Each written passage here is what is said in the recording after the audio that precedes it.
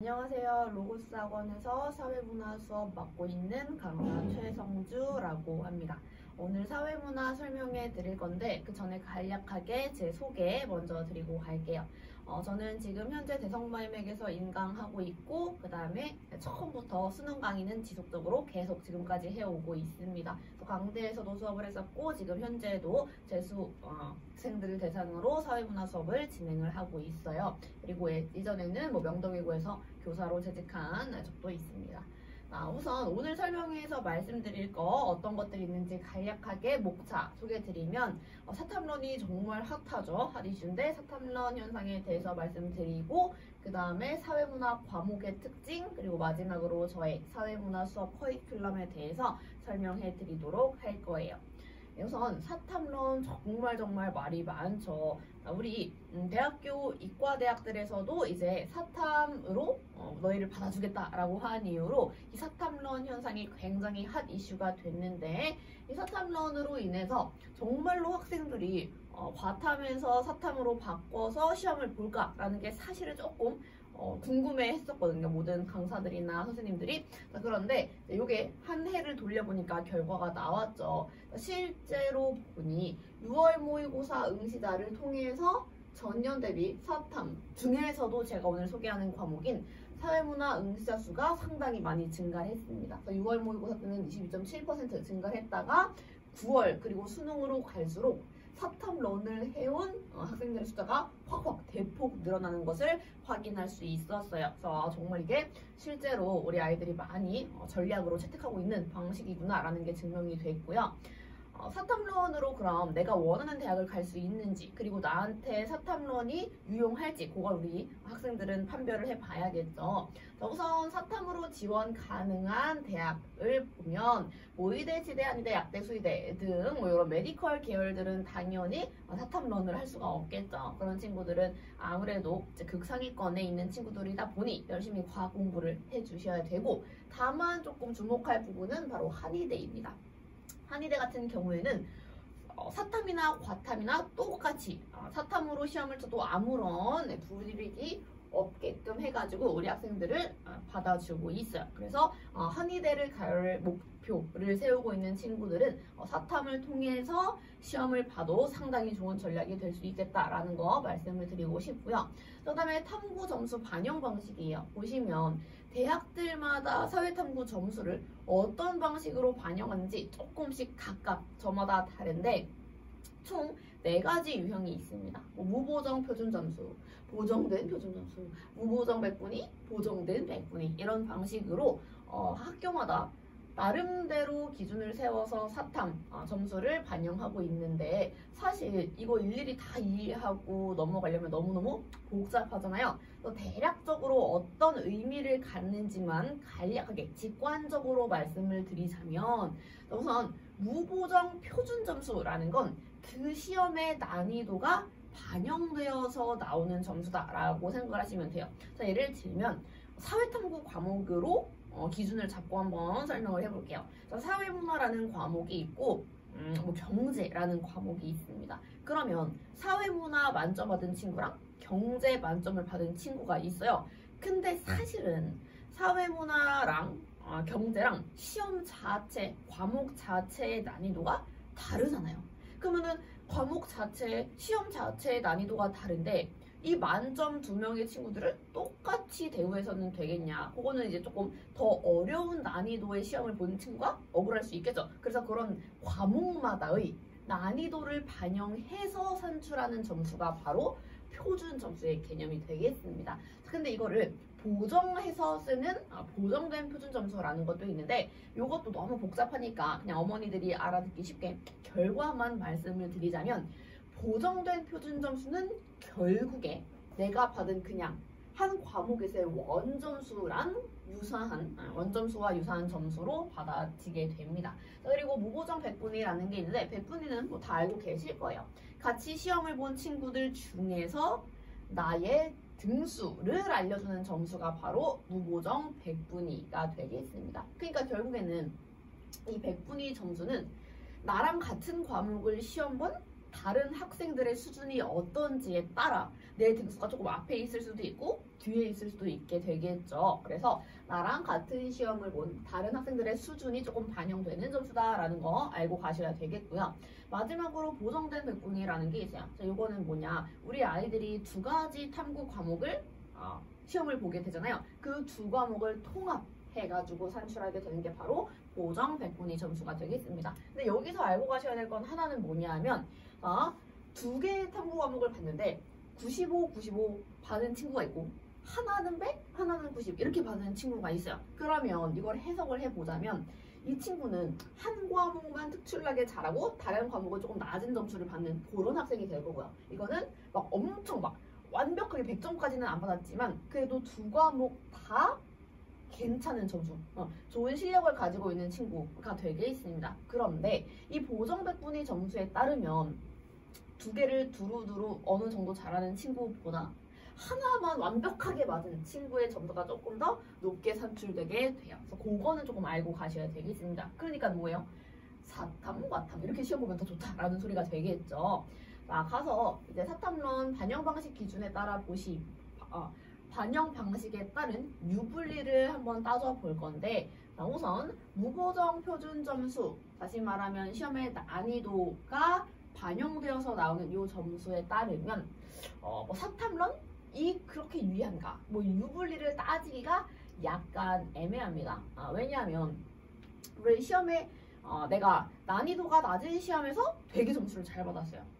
그리고 또 하나, 난이도가 높은 시험에서 100점까지 못 맞고 조금 덜 점수를 받았어요. 그럼 얘랑 이 경우랑 무보정 표준 점수는 비슷하게 결과값이 나올 수 있다라는 소리예요. 그러니까 유불리 따지기가 조금 애매해지고요. 근데 나머지는 무조건 다 사탐론이 유리합니다. 보시면 보정된 표준 점수는 제가 뭐라 그랬죠? 결국에 원점수랑 유사한 점수가 나오게 된다라고 했잖아요. 근데 내 실력이 동일하다라는 가정하에 나의 공부 능력치는 똑같아. 그런 가정하에 내가 사탐 시험을 보면 원점수가 높게 나올까요? 과탐 시험을 보면 원점수가 높게 나올까요? 그렇죠? 내 실력과 내 공부량이 동일하다라는 전제하에서라면 당연히 사탐에서 원점수 받기가 훨씬 쉽겠죠. 그러니까 원점수랑 유사하게 떨어지는 보정 표준 점수로 살펴보면 사탐론이 유리하게 되는 겁니다. 그리고 밑으로 내려가서 보시면 백분위 점수들이에요. 무보정이건 보정 백분위건 간에 이거는 사탐이 유리할 수밖에 없습니다. 이것 또한 나의 실력, 나의 공부 능력치는 동일하다는 가정하에 말씀드리는 거예요. 왜냐하면 백분위 점수는 결국에 등수 개념이니까 다른 학생들의 수준이 반영이 되거든요. 근데 나는 동일한데 사탐 시험 보는 건 조금 미안한 말일 수도 있지만 사회 시험 보는 친구들의 수준이 더 높을까요? 아니면 과탐 일반적으로 과탐 시험을 보는 학생들의 수준이 조금 더 높을까요? 그렇죠. 아무래도 과탐이 조금 더 수준이 높게 되다 보니 나의 실력은 동일하면 사탐을 시험을 보는 게 상대적으로 유리하게 됩니다. 그래서 우리가 이런저런 결과값 통계치들을 따져봤을 때 이것만 조금 따지기가 애매하고 나머지는 어떻게 반영되든 간에 전부 다 사탐론이 유리하다라는 것을 이번에 한 해 돌려보고 알게 되었어요. 자, 그러면 사탐론은 누가 해야 되냐 말씀을 드리자면 우선 메디컬 계열 의대 가고 싶은 친구들은 절대 하면 안 되죠. 당연히 말도 안 되는 거고, 그 다음에 서울대랑 고대 그리고 홍대 자연 계열에 응시하고 싶은 친구들은 이 학교들에서 안 받아준다라고 했습니다. 그러니까는 어쩔 수 없이 과탐을 시험을 보셔야 돼요. 자, 그런데 한 경우가 더 있어요. 중위권의 공대라든지 지방대 공대의 경우 수시 모집에서 과탐 필수라고 아예 적어놓은 명시를 해놓은 학교들이 있습니다. 그럼 그런 친구들은 수능에서 과탐을 봐라 라는 소리가 되는 거니까 수능 과탐 응시가 필수가 되게 되고요. 자, 그 다음에 이제 나머지 볼게요. 그 외 대학 인서울이건 서울 밖에 있는 학교들이건 간에 그 외 모든 대학 자연계열 희망시 일반적으로 사탐으로 충분히 들어갈 수 있고 받아주고 그 다음에 사탐이 압도적으로 유리하게 됩니다. 그리고 아까 말씀드렸던 거 메디컬 계열 중에서는 한의대가 유불리 없이, 그러니까 사탐이라고 뭔가 그 과탐에만 가산점을 주고 이런 거 없이 동등하게 사탐을 받아준다고 했기 때문에 한의대 목표로 하고 있는 친구들도 사탐이 훨씬 공부하기에 유리하다라는 거 알고 가시면 좋을 것 같아요. 자, 그래서 결과 말씀드리면 과탐 1, 2등급 메디컬 서울대 고대 이런 거 하고 싶은 친구들은 사탐만 하면 안 되고, 3등급은 약간 애매하고 그 다음에 4에서 9등급까지는 무조건 사탐론 해야겠죠. 무조건 해야 됩니다. 이런 친구들은. 그러면 3등급 친구들은 어떻게 결정해야 되냐, 이런 친구들이 사실 고민이 많을 건데 자기가 시험을 봤을 때 2, 3등급 왔다 갔다 해요. 그러면은 저는 열심히 노력하면 2등급으로 올라갈 수도 있으니까 그런 친구들은 조금 더 해봐라. 정 6월까지 해보고 한 7월까지 해보고 정 안 되겠으면 그때 조금 바꿔봐라 라고 말을 해도 될 것 같고요. 다만 6월이 넘어가면은 안 돼요. 사탐론을 되게 쉽게 봐서 막 9월에 가지 막 이런 친구들도 있는데 그거는 안 됩니다. 사탐도 했더라 여러분. 죄송해요. 사탐도 수능이에요. 그래서 제가 이제 제 수험들을 계속 가르치고 있으니까 사탐론을 뒤늦게 하는 친구들을 많이 봤는데 늦게 들어온 친구들은 정말 위험하고 힘듭니다. 공부 시간도 사탐에 너무 많이 뺏기게 되고 그게 자기 생각보다 공부가 막 빨리빨리 되지 않는단 말이에요. 다른 과목도 같이 공부를 해야 되다 보니. 그래서 아무튼 2, 3등급 왔다 갔다 하는 친구들은 조금 해보다가 뭐 6월쯤에 넘어오셔도 될 것 같고요. 그 다음에 자기가 3, 4등급을 왔다 갔다 하는 여기에 있는 친구라 그럼 그 친구들은 그냥 사탐론 하는 것을 추천을 드리도록 할게요. 그래서 아마도 사탐론 현상은 더 가속화가 될 건데 2024년이죠. 작년이라고 할게요. 어차피 이제 끝나가니까. 작년보다 2025년에는 사탐론을 훨씬 더 많이 할 것으로 무조건 예측이 됩니다. 그리고 또한 이렇게 밑에 등급을 깔아주던 친구들이 사탐으로 넘어가게 되면 이 밑에 등급이 텅 비어버리는 거잖아요. 그럼 위에서 2등급 하던 친구들이 이제 3등급으로 내려오고 3등급 하던 친구들이 4등급으로 내려오고 이렇게 아래로 순차적으로 내려올 수밖에 없다 보니 결국엔 이 친구들 새롭게 밑에 등급으로 진입하게 된 친구들도 이거 더 이상은 안 되겠다라고 하면서 또다시 사탐론을 할 가능성이 굉장히 커요. 그래서 아마 사탐론은 계속 가속화될 것이다 라는 것도 이제 업계 예측이 되겠습니다. 그래서 요거는 제가 그냥 영상 같은 거 학생들 인터뷰 영상 하는 유튜브 동영상 한번 찾아본 건데 3등급이면 여기 3등급 이하라고 써져 있지만 학생들한테 실제로 한 질문은 3등급이면 사탐론 해야 되냐 안 해야 되냐 뭐 그런 질문이었거든요. 보시면 이제 대치동 친구들이요. 대치동 길거리 인터뷰인데 뭐 자연계 친구들은 무조건 사탐론 해야 된다. 왜냐?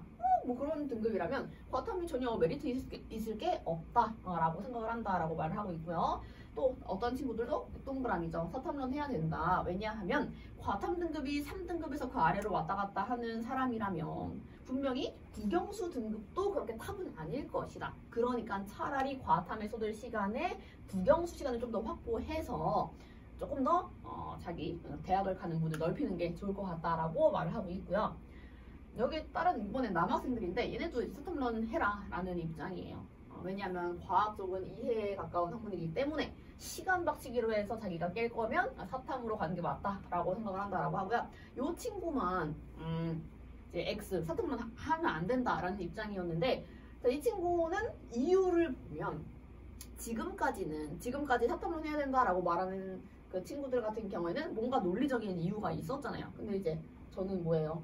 사탐론 안 돼. 이 친구는 남자면 밀고 나가야지 뭐 이런 이유를 대고 있어요. 그 다음에 나머지면 뭐 다 이렇게 합리적인 이유로 좀 더 교차 지원도 되니까 사탐에서 좀 더 높은 등급을 받는 게 낫지 않냐라는 이야기를 해주고 있습니다. 그러니까 실제 우리 이제 대치동 길거리 인터뷰인데 실제 우리 학생들의 일상 속에서 이렇게 사탐론이 완전히 이제 파고드는 거죠. 자, 그래서 이제 보시면 사회문화에 대해서 설명을 해드리도록 할게요. 우선 사회문화 과목은 사탐론으로 가장 많이 진입해오는 과목이에요. 그 왜 사회문화로 이렇게 많이 진입을 해오냐? 네, 이거는 보여드릴게요. 왜 그러냐 하면 우선 첫 번째는 내용이 적어요. 개념 내용이 뭐 정치와 뭐 역사 계열의 과목들 등등에 비하면 그 내용이 정말 적은 편입니다. 그리고 그 내용들이 되게 막 윤리 이런 과목처럼 엄청 추상적이고 이렇게 말하면 말되고 저렇게 말하면 말 안 되고 이런 식으로 애매하지가 않아요. 개념 내용이 명확합니다. 그러니까 사탐론을 해서 다급하게 사회문화를 공부해야 되는 원래 이과적인 성향을 갖고 있는 친구들한테 너무 적합한 거죠. 내용도 딱 떨어지지 내용도 적지. 그렇기 때문에 사회문화로 가장 사탐론을 많이 하고 있는 거고요. 그 다음에 이과적 성향이 강해요. 왜냐하면 개념도 이과적으로 이제 딱딱 떨어지는 것도 물론 있지만 그 사회문화에서 도표 문제라고 있거든요. 도표 문제는 원래 예전에는 킬러 문항을 맞던 그런 문제였는데 우리 문과 친구들은 상당히 힘들어하던 유형이에요. 그러니까 우리가 사회시험인데 통계 자료 도표를 주고 이거 계산해봐. 사실 계산시키는 문제거든요. 막 사회학적인 개념을 물어보는 게 전혀 아니라 우리 문과 친구들은 옛날에 이제 도표 문제를 상당히 힘들어 했는데 제가 이제 이과에서 넘어온 친구들한테 기출을 풀려보면 뭐야? 도표를 내가 가르쳐 준 적도 없는데 알아서 잘 푸는 경우가 꽤 있더라고요. 아무래도 워낙에 숫자에 대한 감각이 좋아서 그런지 모르겠는데 아무튼 그래서 계산 문제가 이제 두세 문제가 출제가 되게 되니 이제 이과 친구들한테 상당히 적합한 과목이다라고 말씀을 드릴 수 있어요. 그래서 이게 제가 찾아본 인터넷 신문 기사인데 실제로 2024년 작년에 사회문화 응시생이 가장 많이 늘었다라고 이야기를 합니다. 반대로 과탐은 감소했고요. 당연하죠. 서탐만 했으니까. 그래서 여기 과탐 학생들은 중하위권 때가 줄어들어 더 가속화될 수 있다. 뭐 이런 내용도 제가 다 말씀드린 부분이에요. 기사도 났다라는 거. 그래서 다시 한번 말씀드릴게요. 결과적으로 수능 때 사회문화 응시생 수가 작년에 비해서 무려 절반 50%나 증가하게 되었다라는 거. 그 다음에 사회문화의 이제 출제 트렌드에 대해서 말씀을 드릴 건데 이 사회문화 과목은 좀 출제 트렌드를 확실히 타요. 그래가지고 제가 이제 트렌드에 맞게끔 수업을 진행하겠다라고 해서 제 강의 이름도 웨이브 흐름을 타겠다.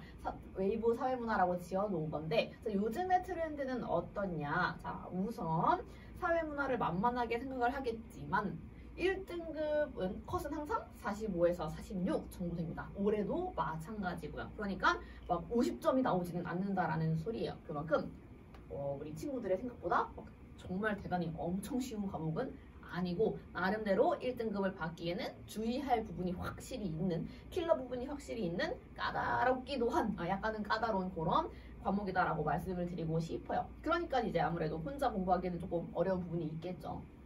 자, 그리고 난이도 부분인데 제가 이것도 방금 말씀을 드렸어요. 원래는 계산, 도표 통계 푸는 문제가 변별력 문제였다면 요즘에는 좀 바뀌었습니다. 계산 문제는 쉽게 출제가 되고요. 어느 순간부터인가 개념을 조금 어렵게 돼요. 근데 선생님 아까 사회문화는 개념이 쉽다면서요. 개념이 양도 적고 쉽다고 하셨잖아요. 어떻게 개념 문제가 변별력 문제가 되나요? 말을 궁금해하실 수도 있는데 이 개념 문제는 여기 나와 있죠. 내용이 어려운 게 아닙니다. 문제의 유형 자체가 어려워요. 이게 뭔 소리냐면 보여드릴게요. 자, 요거 보시면 되게 막 글자가 많죠. 그리고 선생님이 어떤 말을 하면 1, 2, 3, 4 모든 학생들이 어떤 대답을 하고 갑자기 선생님이 이래요. 학생이 선생님 이 모둠은 잘못 말한 거 아닐까요? 이 모둠은 B에 대한 속성을 말하라고 했는데 D의 속성을 말한 것 같아요 라고 하면서 그랬더니만 막 선생님이 이 모둠은 D에 대한 것도 맞지만 부모 세대에서는 B가 들어가는 것도 맞아. 근데 오히려 3, 4 모둠이 틀렸어. 1호 모둠은 제대로 말했어. 이런 얘기를 합니다. 그러니까 이게 뭐예요? 그쵸. 사회학적인 개념 자체가 어려운 게 아니라 이 문제 자체가 일종의 수수께끼 같은 거예요. 그래서 약간은 어떻게 보면 좀 이제 순발력이 조금 부족한 친구들한테는 조금 어려울 수도 있어요. 그래서 문제 자체를 엄청 꼬아놓습니다. 문제 자체를 규칙을 이해를 제대로 하고 정말 차분히 풀어내야 시간 안에 제대로 풀 수 있는 그런 방식으로 이제 난이도를 올려주고 있어요. 시험에서. 이것도 마찬가지로 선생님이 나와서 말하고 선생님이 갑이랑 우리가 A는 뭐고요? B는 뭐예요? 라고 말했는데 야, 을은 B 내용 없고 AC 내용만 있어. 이런 식으로 문제 자체를 상당히 꼬아내고 있습니다. 정말 그런 방식으로 하고 있고 요게 이제 통계 계산하는 문제가 되겠습니다. 이런 식으로 계산 문제도 여전히 출제가 되고 있으나 과거에 비해서 얘가 변별력 문제는 이제 아니다. 계산은 조금 쉽게 되는 추세다라고 말씀을 드릴 수 있을 것 같아요. 그래서 사회문화는 요즘에 타임어택 때문에 학생들이 너무너무 고생하는 그런 과목이 됐어요. 왜냐하면 문제 자체를 여러 개를 막 유형을 꼬아 놓으니까 내가 이 수수께끼 같은 문제를 제대로 풀려면 마음이 막 급하고 문제를 보다가 머리가 하얗게 되고 당황하게 되니까 조금 더 시간 압박이 심해지는 거죠. 요번에 그 수능 보고 온 친구들이 저한테 바로 연락을 해줬는데 와 이런 것 때문에 시험 보는데 손이 덜덜 떨렸다 라고 얘기를 해주기도 하더라고요. 그렇기 때문에 사회문화는 쉬우면서도 사실 어려운 과목이에요. 특히나 이런 수수께끼 같은 타임어택 유형의 문제를 잘 대비하기 위해서는 문제풀이 위주로 상당히 문제풀이를 많이 돌려보는 게 요구가 되겠습니다. 저의 수업 특징이랑 커리큘럼 말씀을 드리자면 저는 일단 탐구 과목이잖아요. 탐구 과목이다 보니 효율성을 상당히 중요시합니다. 우리가 막 수학도 아니고 국어도 아닌데 막 1년 내내 막 이렇게 질질 끌고 가면서 공부해라 라는 건 조금 맞지 않는 것 같고 오히려 그런 국어나 수학 이런 그 주요 과목들 있죠. 주요 과목들의 시간 확보를 위해서 사탐은 가장 효율적으로 단기간 안에 집중적으로 빡 끝낼 수 있도록 하는 수업을 하고 있어요. 그래서 보통 인강 같은 거를 보면 개념 강의 나눠놓고 그 다음 커리큘럼이 개념 심화 커리큘럼 따로 있고 그 다음에 도표 개념 있고 도표 문제풀이 있고 그 다음에 다 이렇게 나눠놨거든요. 근데 저는 사실 정말 사회문화는 내용이 작으니까 그렇게까지 늘어뜨릴 필요가 전혀 없다라고 생각을 합니다. 그건 정말 어떻게 보면 커리큘럼을 위한 커리큘럼이 될 수 있을 것 같고 정말 수험생을 위한 커리큘럼은 기본 개념과 심화 개념을 한 번에 정리를 해야 된다라고 생각을 해서 요거를 저는 아예 한 번에 싹 다 정리를 해요. 근데 말씀드렸다시피 심화를 할 것도 엄청 내용이 전혀 방대하지 않기 때문에 그 심화 개념과 관련된 기본 개념을 배울 때 충분히 묶어서 수업을 하는 게 훨씬 더 우리 아이들이 기억하기에도 효율적이고 시간 단축에도 효율적입니다. 저는 그걸 한 방에 끝내드리고요. 충분히 가능해요. 그래서 그 다음에 이제 4, 5월 가면 이제 혹은 3월로 당겨질 수도 있긴 한데 아무튼 도표를 또 배워야겠죠. 도표 문제가 쉽게 나오는 추세이기는 하나 이것도 유형이 딱 정해져 있어요. 나오는 계산 문제가 정해져 있기 때문에 그 각각의 유형별로 접근 방법, 수학으로 치면 공식을 배우는 거예요. 그 공식을 어떻게 접근해야 되는지 개념 정도는 무조건 배울 필요가 있습니다. 그래서 계산 문제, 도표 개념 들어가고요. 그 다음에 제가 말씀을 드렸잖아요. 사회문화의 요즘 트렌드는 시간 압박이다. 수수께끼 같은 요상한 문제들이다. 그래서 그런 걸 대비하려면 사실 개념을 막 몇 번, 3번 돌리고 4번 다시 읽고 하는 거 전혀 소용이 없거든요. 그 문제에 맞는 대비를 해야 돼요. 그런 문제에 맞는 대비란 뭐다? 그런 문제를 정말 실제 시험처럼 많이 풀어보는 겁니다. 사실 정말 그것밖에는 답이 없어요. 그래서 저는 아예 여름부터 고난도 유형, 수수께끼 같은 유형, 그리고 도표 중에서도 어려운 기출들 같은 걸 아예 이때부터 문제풀이 연습을 시키고 그 다음에 파이널 시즌 가서는 모의고사 당연히 해야겠죠. 실무, 어려운 난이도, 그 다음에 중간 난이도 다 조합을 해가지고 우리 아이들이 실제 시험에서 수능을 보러 가면 실제 그 시험지의 난이도보다 압박감 때문에 훨씬 체감 난이도가 높아진단 말이에요. 그래서 저도 여기서 상당히 아주 최상 난이도까지도 연습을 시키고 있어요. 그래서 최상 난이도랑 실제 수능 난이도 이렇게 조합을 해서 여기서 연습을 시킨다. 사실상 이 전체가 실제 실전 대비다라고 말씀을 드릴 수 있을 것 같습니다. 이렇게 해야 잘 할 수 있고요. 그 다음에 사탐론도 하나 제가 더 이제 말씀을 드리자면 우리 친구들이 그 인강만 들으면 해결되지 않는 부분이 확실히 있거든요.